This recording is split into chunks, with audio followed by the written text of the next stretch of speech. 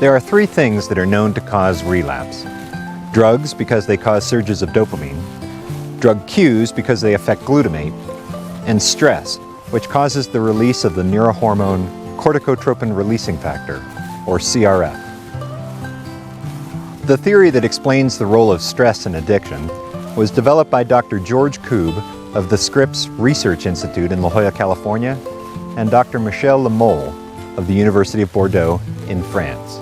Koob and Lemole refer to the brain's stress system as its anti-reward system because CRF acts to counter dopamine surges. If dopamine gets too high, for instance during a binge drinking episode, the brain pushes back with CRF to restore balance.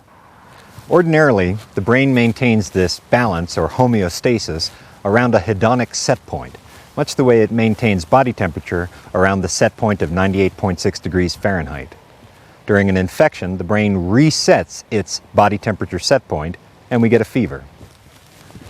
The brain's hedonic system works much the same way. With the repeated dopamine surges of drug use, the stress system is chronically overstimulated and the brain can't maintain homeostasis. So what does the brain do? It gives up on homeostasis and reverts to what Koob and Lemole call allostasis.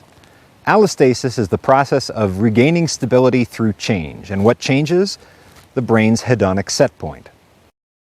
In a desperate attempt to restore balance in the face of chronic drug use, the brain resets its pleasure threshold. Balance is restored, yes, but at a cost. Normal dopamine releases from normal pleasures no longer register, and the brain's pleasure system goes flat. Psychiatrists have a word for this state of the brain. They call it anhedonia. Under severe, prolonged stress, the brain becomes unable to derive normal pleasure from normally pleasurable things. Since normal pleasures no longer register, this person is essentially pleasure deaf. If you take them to Disneyland, everyone else has a good time, but they say, I don't get it. So what does register? Things that release so much dopamine that they reach the new pleasure set point. And what things do that? Drugs.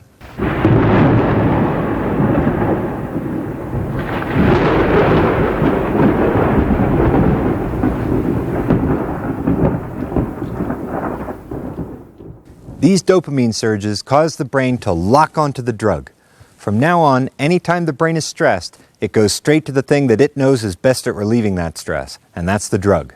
And this connection of the drug to survival is below the level of consciousness. Relapse is a process that is underway long before the addict is ever aware of it.